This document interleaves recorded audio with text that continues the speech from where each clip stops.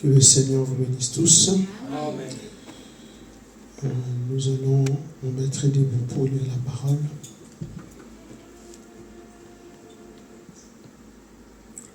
Nous allons lire dans Jacques au chapitre 4. Donc je lis du 1er au 3e verset. Je lis au nom de Jésus-Christ. D'où viennent les luttes et d'où viennent le querelle parmi vous? N'est-ce pas de vos passions qui combattent dans vos membres? Vous convoitez et vous ne possédez pas. Vous êtes meurtriers et enviés, et vous ne pouvez pas obtenir. Vous avez des querelles et des luttes, et vous ne possédez pas, parce que vous ne demandez pas. Vous demandez et vous ne recevez pas, parce que vous demandez mal, dans le but de satisfaire vos passions. Que Dieu ajoute des bénédictions à sa parole. Pouvez vous asseoir. Aujourd'hui, on va un peu décortiquer ces versets, parce que nous venons ici le vendredi pour prier. Et nous sommes dans nos maisons, dans l'état de prière. Et généralement, quand un chrétien demande quelque chose à Dieu et n'obtient pas, il dit c'est la volonté de Dieu. Peut-être Dieu ne m'a pas donné parce que ce n'est pas le moment.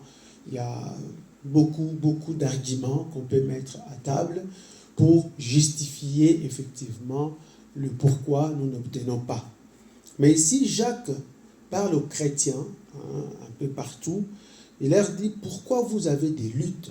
Parce que lorsqu'on lutte, c'est par rapport à quelque chose. Il dit pourquoi il y a des querelles parmi vous. Il répond lui-même par une question. Il dit, n'est-ce pas de vos passions?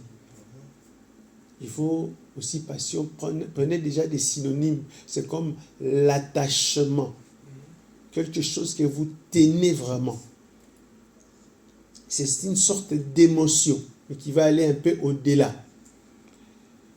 Il y a des gens qui aiment tellement les arbres. Il est dans cette passion-là. Qui combattent dans vos membres.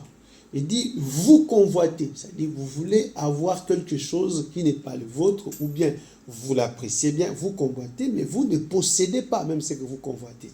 J'aime bien cette voiture, ou bien je convoite la voiture de quelqu'un, mais je n'arrive pas à en avoir. Vous êtes meurtrier et envié, et vous ne pouvez pas obtenir. Vous avez des querelles et des luttes, et vous ne possédez pas parce que vous ne demandez pas. Parce que celui qui convoite ne demande pas. Celui qui envie ne demande pas. Donc c'est des passions qui se trouvent en lui, qui fait qu'il commence à convoiter et à envier. Il dit, c'est pour ça que vous avez des luttes et des querelles. Cette dernière partie, c'est ce qu'on va vraiment décortiquer. Vous demandez, ça c'est pour ceux qui demandent, et vous ne recevez pas. Parce que vous demandez mal. Dans le but de satisfaire à nouveau quoi? Vos passions. Alors, je voulais intituler ce message « Vous demandez mal ». Parce qu'on trouve les passions tout autour là, au début de notre verset, pardon, et on le trouve à la fin. Donc, on peut le mettre ensemble. Nous demandons mal, la réponse est parce que nous voulons satisfaire nos attachements. Nous voulons satisfaire nos goûts. Si vous regardez dans le dictionnaire, on dit aussi c'est un goût. Nous voulons satisfaire aussi dans les synonymes nos intérêts. Et lorsque vous demandez pour ça, vous ne pouvez pas obtenir. Ça peut être quelque chose que, oui, c'est de mon intérêt, mais lorsque dans votre prière, c'est pour votre intérêt à vous seul, vous ne pouvez pas obtenir.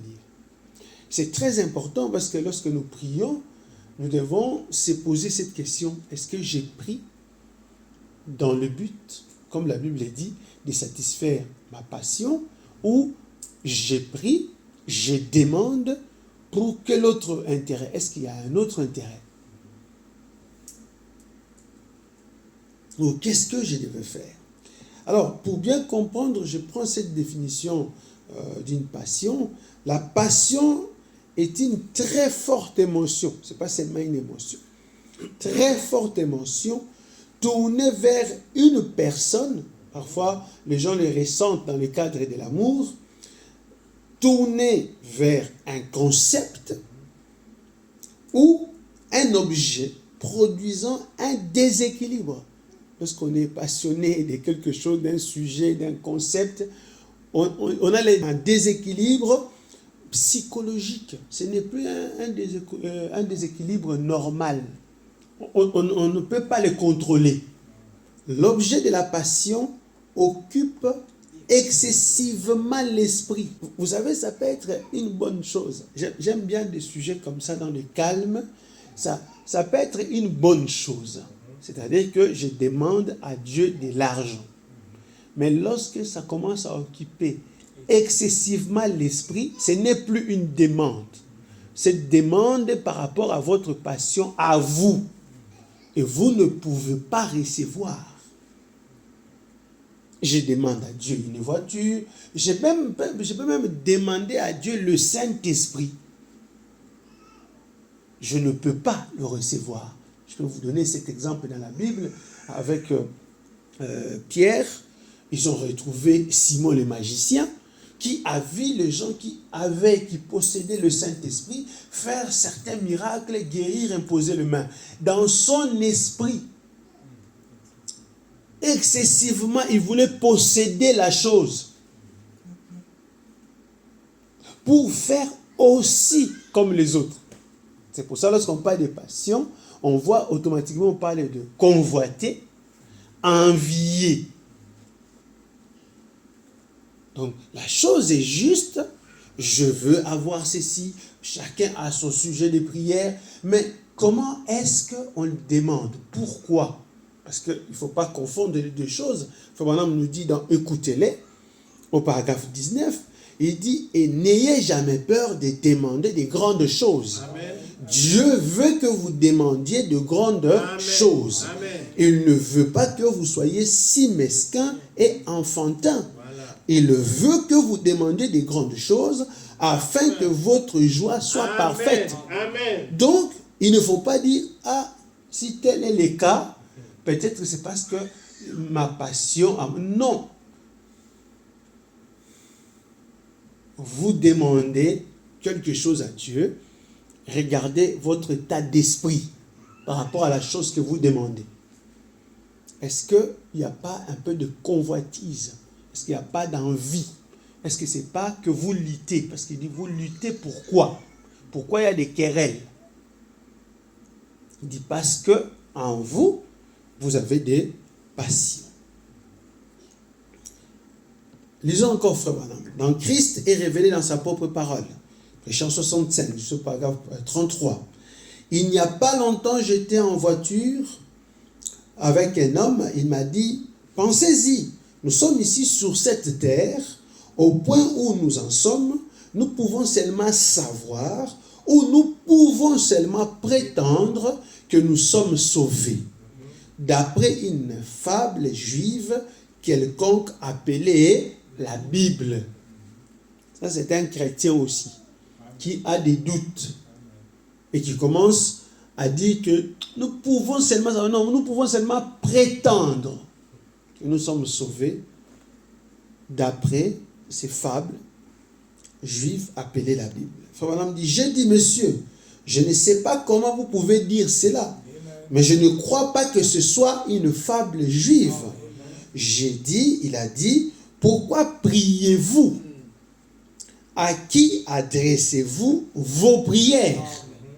J'ai demandé ceci et cela. Ça, c'est le monsieur là qui parle. Donc, c'était un chrétien qui priait aussi. Alors, il pose à Frère la question. Moi, j'appelle ça fable parce que moi, j'ai demandé ceci et cela. J'ai demandé certaines choses et je n'ai pas été exaucé. Parce que quand on lit la Bible, on dit demandez tout. Au nom de Jésus, vous l'aurez. Amen. On demande, on n'en a pas. Et le monsieur le plus courageux a affronté Dieu pendant qu'il était ici sur la terre et lui a balancé ça. Écoutez, paragraphe 35. J'ai dit, vous priez mal. Amen. Le problème, ce n'est pas que ce que vous avez demandé, vous ne l'obtenez pas. Pourquoi on n'obtient pas? Est-ce que je demandais ceci? Dit, vous priez mal. Nous ne devrions jamais prier pour changer la pensée de Dieu. Amen. Parce que vos passions à vous sont vos pensées à vous. Amen. Amen. Amen. C'est quelque chose qui est dans votre pensée. Je veux ça. Pour l'instant, le besoin qui est dans mon cœur, c'est ceci. Et même pendant la journée, le soir, quand vous faites tout, cela occupe votre pensée de manière excessive. Tout excès nuit, mon frère, même si on n'était pas dans la Bible. Amen. Ça va occuper votre esprit. Nous devrions prier pour changer notre pensée. Amen. Amen. La pensée de Dieu n'a aucunement besoin d'être changée. Amen. Voyez-vous, elle est juste. J'ai dit non, parce que pourquoi vous priez, non pas c'est pourquoi vous priez. Pourquoi vous priez? Vous voyez, on sait que j'ai déjà donné cet exemple ici plusieurs fois. Anne dans la Bible avait besoin d'un enfant. Nous avons besoin des enfants. Mais pourquoi demandons-nous cet enfant? C'est ça la grande question. Je vais me marier. C'est quelque chose de noble. Mais pourquoi je veux me marier? Vous voyez, quand vous regardez ces mariages ici, c'est comme le copie conforme d'un mariage que vous avez déjà vu. Mais maintenant, c'est que les gens sont étonnés lorsqu'ils ont aussi les copies conformes de la femme de celui-là. Oui, parce que le premier qui s'est marié comme ça a une mauvaise femme. Pourquoi toi tu veux que toi qui s'est marié comme lui, tu es dans la convoitise, tu es dans l'envie, vous aurez la même chose. Je connais un jeune garçon catholique, ça c'est Frère Branham qui raconte, qui à un moment donné récitait des prières de son livre de messe pour que sa mère reste en vie. Est-ce que prier pour que quelqu'un soit guéri, c'est mauvais? Non. Mais le problème, il priait pourquoi? Pourquoi ces garçons voulaient que sa mère reste? Frère Branham dit, elle est morte. Et il a jeté les livres de messe au feu. Eh bien, Frère Branham dit, vous voyez, les livres de messe, ça ne me dit pas grand-chose. Ça, c'est pour Frère Branham, parce que ce n'est pas ça. Il dit, mais, de toute façon, voyez-vous, c'est qu'il y a, c'est que vous adoptez une mauvaise attitude. Même si je ne suis pas d'accord avec ces livres, mais vous ne pouvez pas jeter ces livres parce que vous y croyez avant. C'est parce que vous n'avez pas obtenu. Mais pourquoi vous n'avez pas obtenu? Parce que votre pensée à vous n'a pas été satisfaite. Comme vous étiez attaché, cela a comblé votre esprit. Vous dites, non, je vais évacuer, je vais me séparer de tout ce qui me rappelle. C'est l'objectif que je n'ai pas atteint. Et c'est comme ça que vous avez des luttes et des querelles. Vous avez quelque chose dans l'esprit, vous ne l'avez pas obtenu, vous haïssez la personne qui est à côté qui ne sait pas. Amen. Vous dites, ah non, moi, toutes les personnes de la Belgique, je ne veux plus le voir.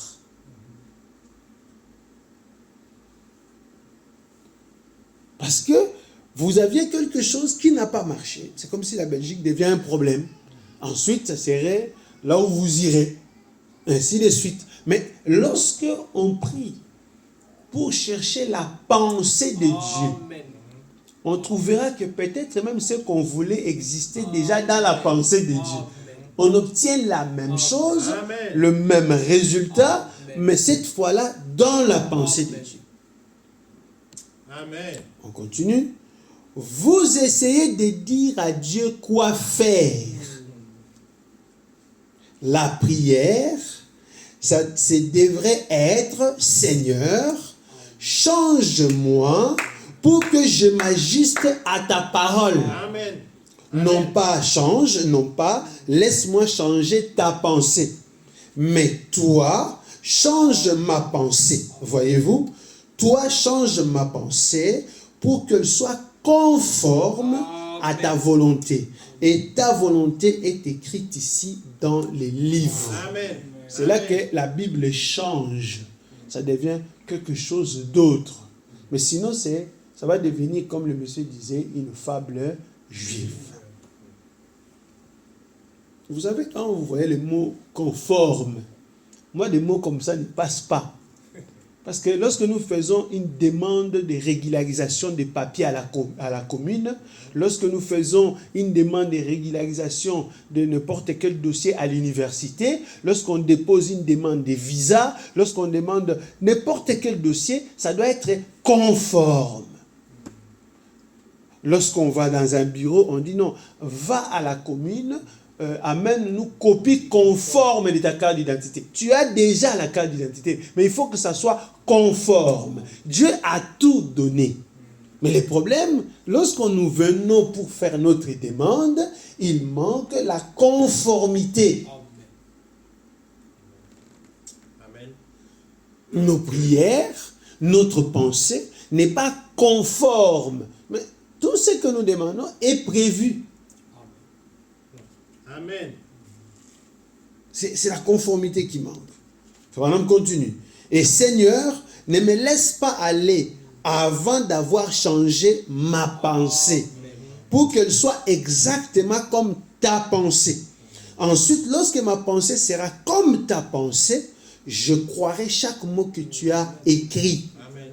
Et tu as dit, là-dedans, que tu feras concourir toutes choses au bien de ceux qui t'aiment. Donc nous, quand Dieu fait concourir toutes choses par rapport à nous, parce qu'il nous aime, nous chassons les choses que Dieu fait concourir. Indirectement, on chasse Dieu. Donc, Dieu essaie de nous former, essaie de nous transformer. Il doit faire concourir certaines choses. Quand vous voyez une machine de menuiserie, on va mettre des scies, on va mettre des dents pour que lorsque le bois passe, puisse avoir la forme du menuisier. Le menuisier voulait avoir une forme comme ça, donc il doit mettre des scies. Tout ce qu'il a mis dans la machine, ça va concourir pour que le bois puisse avoir la forme. Pareil avec n'importe qui, le maçon et ainsi de suite. Et si nous refusons cela, on arrête notre processus. C'est comme si tu places quelque chose dans la machine et puis il y a coupure d'électricité ou toi tu dis je suis fatigué, je vais aller dormir. Ben, il n'atteint pas l'objectif, donc la pièce ne peut pas sortir. Je pense que si vous comprenez le sens de ce qu'on est en train de dire, automatiquement vous allez changer. Nous changerons notre façon de se présenter devant Dieu. On change notre façon de prier parce qu'on va chercher sa pensée. Amen. Tu fais concourir toutes choses au bien de ceux qui t'aiment. Et je t'aime, Seigneur. Tout cela concourt donc au bien. Frère Branham insiste ici dans Dieu change-t-il de pensée au sujet de sa parole. Je pense qu'ils ont mal traduit. Dieu change-t-il sa pensée au sujet de sa parole? Prêchant 65, je suis au paragraphe 187. Vous dites, on ne peut croire cela sur base de la prospérité. Est-ce qu'on peut croire cela sur base? C'est-à-dire, si je suis béni, c'est-à-dire que ça va. Si je ne suis pas béni, c'est-à-dire que ça ne va pas. Frère Branham dit, vous ne pouvez pas juger Dieu d'après la prospérité. Les mondes prospèrent. Écoutez, tout ce que nous venons demander parfois à l'église ici, je pense que même quand Dieu le regarde, il dit, ok, il n'y a pas de problème, mon enfant ne sait pas, je lui donne. Mais les gens qui ne prient pas ont du boulot, les gens qui ne prient pas ont des voitures, les gens qui ne prient pas, ils ont des maisons. Ils l'ont comment? Ces choses-là, on le demande. Mais en réalité, on ne devrait pas. Ces choses, Dieu a déjà donné à notre propre capacité. Le divin qui vit à nous peut amener à l'existence certaines choses. Et lorsqu'il y a l'impossibilité, on dit maintenant que Dieu, rien n'est impossible à Dieu. Amen. Et la parole nous rétorque, il dit non, rien n'est impossible à celui qui croit. Frère Balaam dit, le monde prospère. Balaam a prospéré par ses moyens. Mais frère, c'est par sa parole qu'on juge Dieu. Il tient sa parole et l'identifie comme étant la vérité. Donc, quand je viens faire ma prière dans la vérité, dans la parole, je ne me soucie guère si je devais le faire moi-même ou pas, parce que je sais que c'est dans la vérité. Je n'ai plus besoin de réfléchir. Est-ce que je devais moi-même avoir foi? Tant que c'est écrit, c'est bon. Tant que c'est dans la vérité, c'est bon. Tant que mon esprit n'est pas excessivement cloîtré, engouffré, j'ai des intérêts, je ne sais pas moi comment, je vais en avoir pour ces frères-là, pour qu'on puisse voir que mon Dieu est grand. Vous savez, il y a même des gens qui veulent prouver aux autres que son Dieu est grand. Dieu n'agit pas comme ça, parce que Dieu est grand. Amen. Il ne veut pas prouver à quelqu'un qu'il est grand. En fait, c'est toi-même, mais tu veux couvrir le nom de Dieu tout en haut. C'est toi-même qui veux prouver quelque chose aux gens. La vie que nous avons prouve que Dieu est grand. Frère dit, rappelez-vous donc, mon ami, tant que vous êtes en vie, n'oubliez jamais ceci. Dieu ne change pas sa pensée. Il vous bénira néanmoins. Il vous laissera aller avec sa volonté permissive. Mais il ne changera pas sa pensée. Il ne changera pas son plan. Il ne changera pas sa parole pour vous. Certainement pas. C'est vous qui devez changer. Vous ne pouvez pas prendre la parole de Dieu pour la faire concorder avec votre expérience. J'ai vu mal, frère. Vous ne connaissez pas ma vie. Vous ne connaissez pas mon expérience. Mais vous n'allez pas faire concorder la parole à votre expérience. Vous devez prendre votre expérience et la faire concorder avec la parole de Dieu. Est-ce que dans votre expérience, Dieu s'y trouve? À un moment donné, je vous avais dit, trouvez un exemple dans la Bible qui est comme vous. Regardez ce qui manque à vous par rapport à comment Dieu agit dans la Bible et ça marchera. Je prends Philippiens au chapitre 4. Je vais lire le verset 6.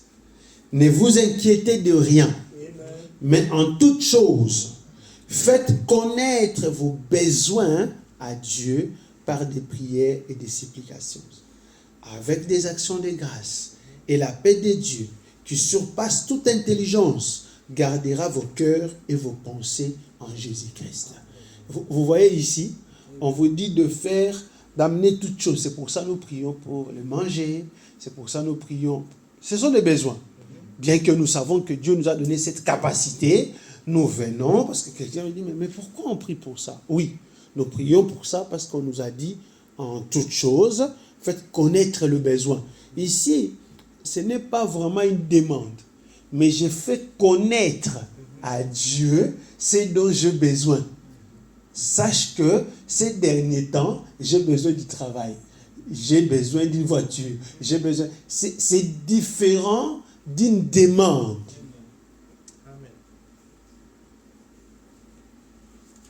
Et il continue, si vous le faites ainsi, parce que si je fais connaître, je dis, mon frère, ces derniers temps, je pense voyager, cela ne va pas occuper mon esprit.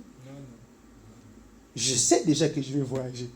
Je ne viens pas lui demander un billet d'avion pour voyager. Mais si je lui demandais un billet d'avion pour le voyage, je rentre chez moi, mon esprit sera occupé à savoir s'il va me dire quoi.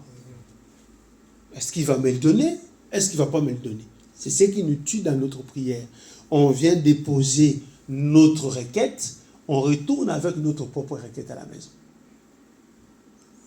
On devait déposer entre les mains du Seigneur, parce que le verset nous dit, et la paix de Dieu, lorsqu'on l'a fait connaître, qui surpasse toute intelligence. Parce que quand nous rentrons chez nous, on fait les calculs. Donc, comme il ne m'a pas donné de telle manière, je pense qu'il pourra, peut-être ça viendra. Mais ça dépasse toute intelligence, gardera vos cœurs et vos pensées en Jésus-Christ. C'est ça la solution. Faites connaître ses besoins. Ramenez-les devant le Seigneur. Et lui, il va placer la paix. La paix de Dieu, ce n'est pas la paix des hommes. Ce n'est pas l'assurance que moi je te donne. Après, mon frère, ces problèmes vont être résolus. Non. Mais Dieu, il va faire en sorte que quelque chose va occuper notre esprit après que nous avions parlé ainsi. C'est ça la plus grande solution qu'on trouve lorsqu'on s'approche de Dieu. On se dit, oh Seigneur, je veux ceci. Je n'ai pas trouvé à manger. Je n'ai pas trouvé comment aller à l'école. Je n'ai pas ceci, je n'ai pas cela. Je le fais connaître à lui et je rentre chez moi. Et lui qui connaît, il va placer la paix. Mais si j'en fais mon propre problème, je ne peux pas avoir de solution. Parce que j'ai mal demandé. Je ne sais pas à qui je me suis adressé. C'est lui à qui je me suis adressé, c'est lui qui donne solution à tout problème. Mais moi, je me suis adressé à moi-même. J'ai parlé, j'ai fini, je me suis levé et puis j'ai pris mes fardeaux. Nous allons nous mettre debout. Amen. Nous allons prier de la bonne manière. Nous allons penser à nos frères qui ne sont pas là. Nous allons penser à ceux qui sont en voyage. Nous allons penser à sœur Sarah qui a accouché. Nous allons penser à frère Guy, frère Joël, frère Étienne et toute sa famille, la sœur Christelle avec les enfants, frère Emmanuel. Pensez à tous ceux qui passent dans votre esprit. À sœur Lydia, pensez à tout le monde. Pensez à votre frère qui est à gauche, à droite. Pensez aux autres et prions que Dieu puisse nous aider et que cette prédication, cette parole que nous avions entendue et que eux aussi vont entendre, puisse faire effet dans leur vie. Prions tous le Seigneur.